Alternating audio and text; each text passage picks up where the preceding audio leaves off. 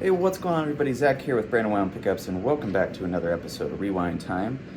We have an unexpected rewind time today. So I got an email the other day saying, hey, I have a 70s SG, and the pickup's not working, I want to send it in.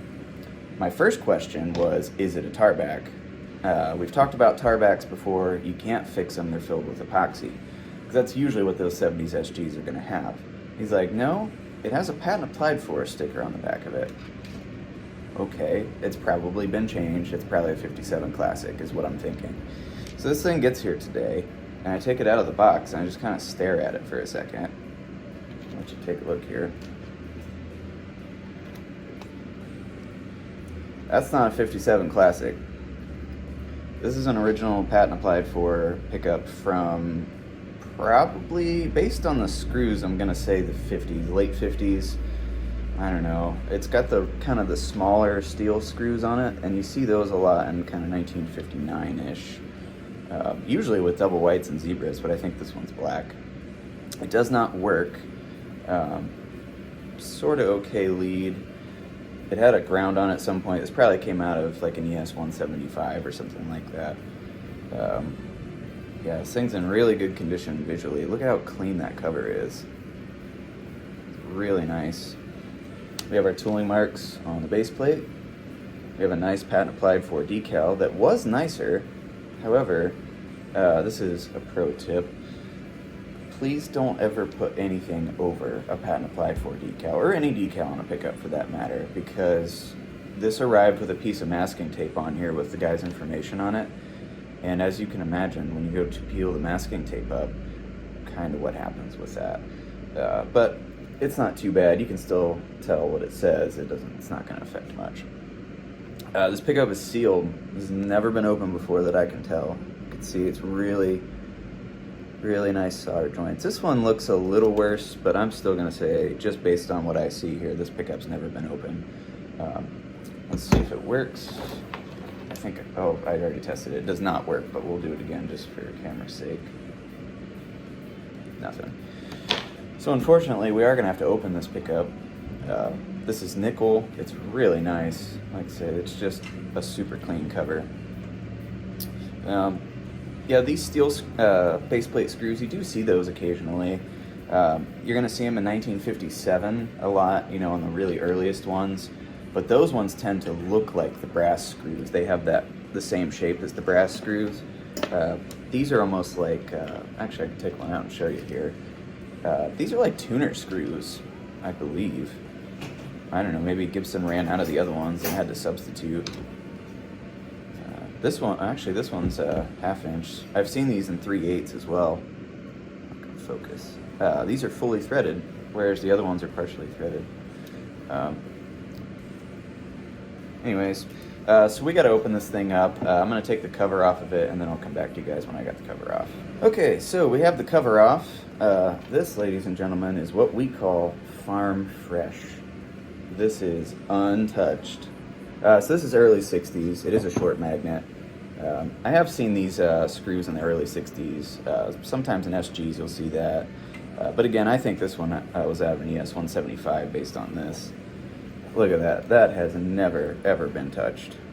That is just 100% straight out of the Gibson factory. It's awesome.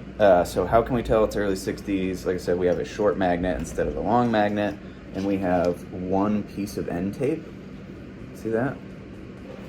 So there's one piece going around, one thicker piece of tape, like this size, instead of two of the smaller tape, you know, 1/4 inch. I thought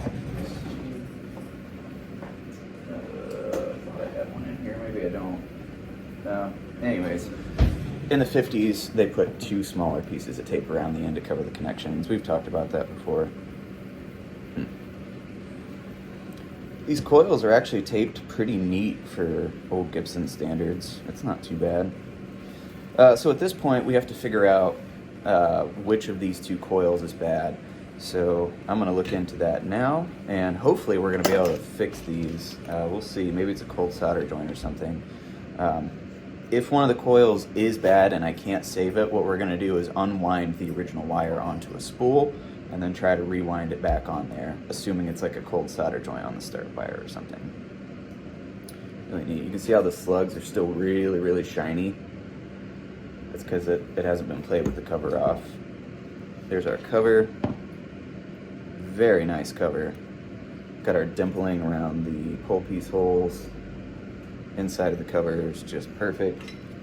I was actually looking. We got one of my limited edition 59 covers here. Now this one is not aged, but you can tell the shape is very similar, and we have the similar dimpling around the pole piece holes as well. Really close cover. Available on my limited edition 1959 clone set for $425, including M69 pickup rings. Okay, yeah, plug. So now we have to figure out which one of these is bad, and then I'll come back to you when I figured that out. All right, so we have the pickup apart here. Unfortunately, I had to take this all the way apart. Both of these coils are bad. Neither one of them work. Basically, at this point, what we have to do is get the tape off of here and try to see if there's a surface break on one of these. I don't know. I'm a little confused, actually, because this pickup is in such good condition. Like, look how clean that cover is. This did not get played all that much. So I don't think this is really a sweat issue. I'm thinking it's probably going to be a cold solder joint on the start leads, which is unusual for that to happen on both coils. But I don't know. We'll see. We'll see if we find anything funny once we get in there. We could see. Trying to get that on camera. Not all these slugs are even, which is something you can look for on when you see like fake PAFs and stuff. If you see a pickup where all the slugs are totally perfect and even, I mean, sure, some of the originals did have that, but a lot of times it's going to be imperfect. You want to look for just a little bit of sloppiness, like especially on the tape here. Look, tape's not perfectly centered on the coil. Every single one of these got a cover back in the day. They didn't care what they looked like, as long as it was just like a get it out the door kind of situation. But yeah, so we got our bobbins here. We've got our screw side bobbin with a nice centered circle and square. And then we've got our slug side with our offset circle and square, which you can't really see. We have our original short magnet here. Super nice. Keeper bar. Kind of like it's a piece of key stock steel. It's ground down on one side. Again, it's really hard to see. You can see it's got grind marks on it, and this is, and then I think they just cut these with like shears or something. Again, it's pretty crude.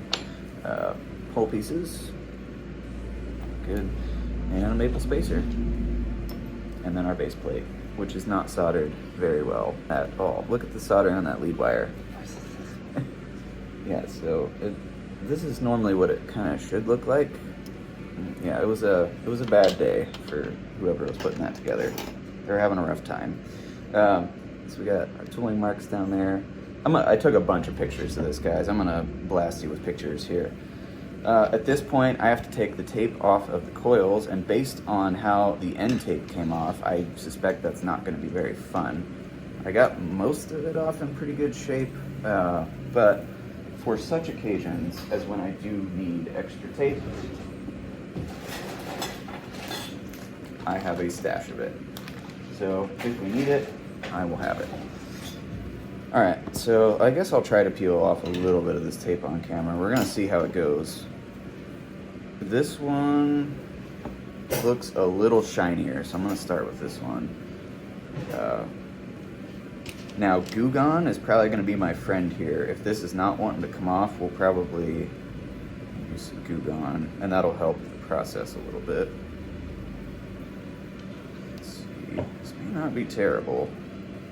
This actually feels better than the end tape did. Okay. It's coming off all right. So here's something interesting. See how this tape has some kind of up and down marks in it? You can't really see that. Whereas this is totally shiny. I believe this tape had lacquer on it. In fact, somewhere,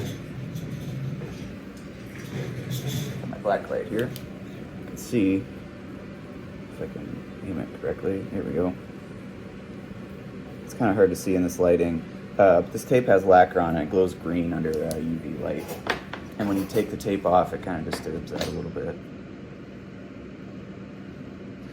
You always have to be very careful. This is a dangerous part of the process here.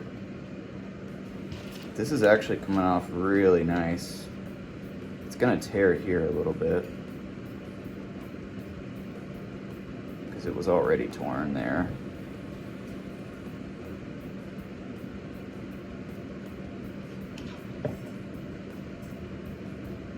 Very slow, very steady.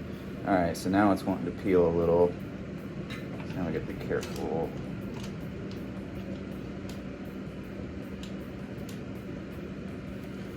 Concentration. This tape is gnarly. We've talked about it before. It's that old 3M tape. I think it's either Scotch or 3M number 4. They don't make it anymore, unfortunately. I think they still make it in white. They don't make it in black. Seymour Duncan also used this tape back in the day. I think he bought all of the remaining stock of it when they stopped making it. PRS actually used this tape also back in the very early days of them making pickups. Because basically it was just tape back then.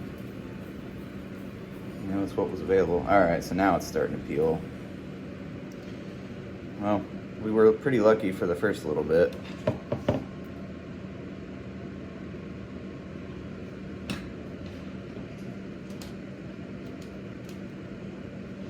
Alright, you guys don't want to watch me peel tape for 10 minutes. I'm going to turn the camera off. Alright, so the tape came off okay on this one. It's not great. I'm still going to need my Goo Gone.